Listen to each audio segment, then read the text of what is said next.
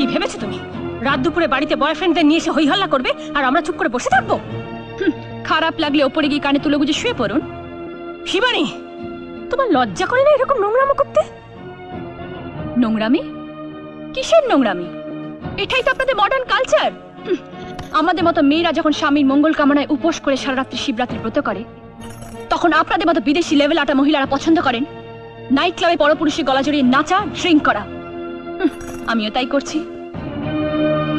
আপনার তো খারাপ লাগার কথা নয় মিসেস বোস। তোমার এই আসল রূপটা যদি আগে জানতাম। ছি ছি ছি ছি ছি, এবারে বউ হয়ে তুমি বউ? আজ আপনি আমাকে এ বাড়ির বউ বলছেন, অথচ একদিন এ বাড়ির বউকে আপনি পুত্রবধূ বলে স্বীকার করে নেননি। আনকালচার ব্যাকডেটেড বলে দূরে সরিয়ে দিয়েছেন।